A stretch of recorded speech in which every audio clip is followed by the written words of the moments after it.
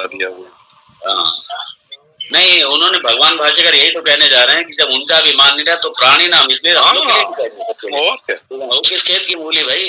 जो अग्नि वायु और इंद्री का अभिमान नहीं रहा तो प्राणी तो बेचारा कुछ भी नहीं, कितने शक्तिशाली कुछ नहीं है, इंसान तो कुछ भी नहीं। भगवान ने उनका अभिमान मर्दन ही तो किया है। इस आख्यायिका के माध्यम से पहले भगवान ने उनका अभिमान, ये असल में ब्रह्म विद्या के अंदर प्रवेश करने के लिए सबसे पहले यही आवश्यक है, पहले अपने अभिमान का मर्दन करो। जिस ब्रह्म को आप जानना चाह रहे हैं उसके सामने अभिमान नहीं चलेगा भाई। अभिमान को पहले अपने ठंडे बिस्तर में रखो, आग लगाओ अभिमान को, अपने आप को पहले मर्दन करो अभिमान का, शरणापन्न हो, उसके बाद में जाओ अभी कर दो। ये आख्यायिका इसलिए भगवान भाष्य, मैंने सोचा इसलिए भाष्य के साथ में भाष्य में भगवान भाष्यकार सही बात। और उनका देखो आप, उनका भगवान भाष्यकार की देखो जरा आप, निराभिमानता। मैंने तो जितने देखा महापुरुष, गोस्वामी जी की निराभिमानता देख लीजिए जरा। मैं अपने संतों की, महापुरुषों की जिनके चरण मुझे मिले, मैंने अपने महापुरुषों को देखा।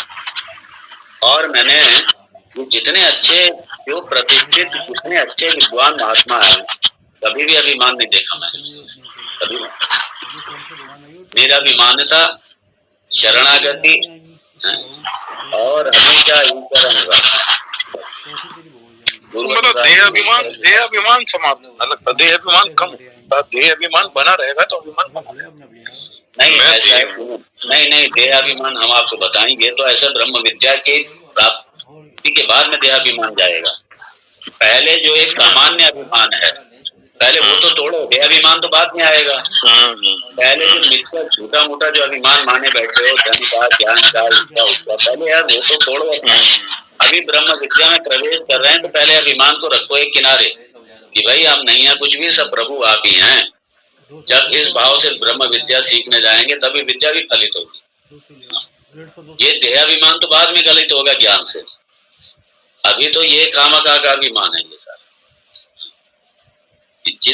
ये अननेसेसरी। और ये अभिमान वगैरह जो है ना, ये डिजीज है, ये बीमारी है, रोग है, ये साइकोलॉजिकल रोग है ये। इसलिए ये काउंसलिंग में यही सत्संग मतलब काउंसलिंग। ये जो आज का सेशन था, ये पूरा सेशन काउंसलिंग ही है। ये जो अभिमान काम में जो करते कुछ नहीं, काम है कुछ नहीं, पित्ती ना पित्ती का शोरबा सब भगवान की। जन्म लिया था 1 फुट के थे, 1 फुट के थे और 2 किलो के थे, 1.5 किलो के बस, नथिंग। अपने आप को कुछ था ही नहीं अपने पास में, सब भगवान ने व्यवस्था करी, सब भगवान ने दिया, और आज तक भगवान की कृपा से हो रहा है। काम मका का अभिमान पाल के बैठे हैं सब। एक जरा सा एक कोई कण उत्पन्न करके दिखा दे माई का लाल, जो इस सृष्टि में है ही नहीं, जरा कर दो उत्पन्न, हम कहते हैं कोई एक पार्टिकल उत्पन्न कर दो जो इस सृष्टि में है ही नहीं। बड़े से बड़ा विज्ञान कर दे, वैज्ञानिक कर दे, बड़े से बड़ा कर ही नहीं सकते। इसलिए पता लगा सकते हैं, सिर्फ उत्पन्न नहीं कर सकते, रचना कुछ नहीं कर सकते। इसलिए बड़ा ये भी सेशन बड़ा ही भगवान भाष्यकार का बहुत सुंदर। इसलिए भगवान भाष्यकार के जो ये मंत्र हैं सारे, जब इनकी व्याख्या करो, जब भगवान भाष्यकार भाष्य को खोलो, जब भाष्य को खोलो तब ये निकल के आते हैं सारे रहस्य। वरना भाष्य पढ़ लो खाली बैठ के कुछ नहीं आएगा। हमें याद है, हमें गुरुदेव जब पढ़ाते थे, हम बाद में बड़ा आश्चर्य करते थे, यार भाष्य में इतना सब कुछ छुपा हुआ।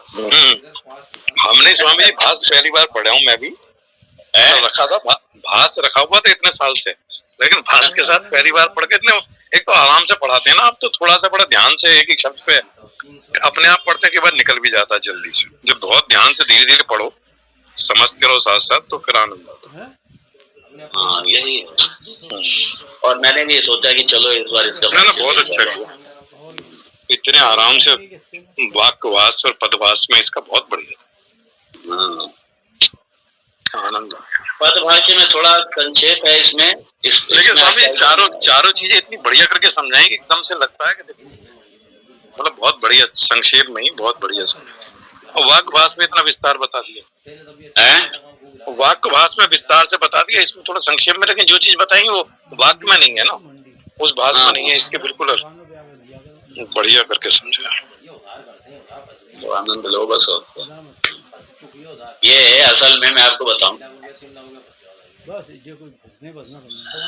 ये भी एक तरीके से ये इसकी व्याख्या ही चल रही है उपनिषद की पूरी, एक कमेंट्री है ये भी। अगर इसको कोई बुक फॉर्म में तैयार होना, अब मुझे नहीं पता ये हमारे धर्मेंद्र जी ये कितना सुरक्षित रख पाएंगे इसको। अगर ये इसका कोई बुक फॉर्म में अगर कोई ट्रांसक्राइब करके तैयार करके बुक फॉर्म में बने ना अगर ये, तो मैं आपको बता रहा हूँ बहुत बड़ी निधि है ये आने वाले समय ये। क्योंकि ये मैं भी प्रयास यही कर रहा हूँ कि गुरुदेव का प्रसाद जो है व्यवस्थित तरीके से पहुंचे आप लोगों तक। एक छोटा सा आता है स्वामी जी, जो आज मैंने देखा कोई प्रवचन है वो उसके सामने रख लेते हैं, छोटा सा ही है, जैसे कैमरे की तरह बहुत छोटा, क्या चीज रख लेते अपने हैं? आप रिकॉर्ड होता रहता है और अपने आप फोटो के साथ रिकॉर्ड होता रहता है, बड़ी साफ आवाज, पता नहीं। लाइव होता है कुछ, मतलब छोटा सा एक मैंने कई के पास देखा, अच्छा, बहुत छोटा सामने रखते हैं वो रिकॉर्डिंग और बड़ा मतलब क्लैरिटी के साथ, और वो यूट्यूब पे सीधा डाल देते हैं, लाइव कर देते हैं, वो मतलब है छोटा सा, क्या है वो, क्या नाम मुझे देख लेंगे जो भी होगा। अब मैं तो असल में क्या है, मैं सही बताऊं, मैं तो पहले ऑनलाइन करता ही नहीं था। ये धर्मेंद्र जी ने मेरे से काफी कहा, मैं सोचता था क्या यार ऑनलाइन करें, कौन तो फिर वो रिकॉर्डिंग हो जाती तो ये फायदा रहता है कि हमेशा के लिए वो नहीं, धर्मेंद्र की रिकॉर्डिंग यूट्यूब में पड़ा रहता है। हाँ ना, धर्मेंद्र जी रिकॉर्डिंग तो कर ही रहे हैं और बढ़िया है। केनोपनिषद मुझे लगता है केनोपनिषद कम महात्माओं ने लिया है शायद, ये मुंडक है, कट है, ये होता क्या है, भाष के साथ इतना कम लेते हैं, कई बार शॉर्ट में बता देते हैं, कई बार संक्षेप में बता के आखे के ऊपर ज्यादा जोर दे के आगे निकल जाते हैं, तो भाष को एक ही शब्द का व्याख्या हो गई ना, तो इसलिए थोड़ा सा ज्यादा क्लैरिटी आ जाती है भाष के ऊपर, तो उससे फर्क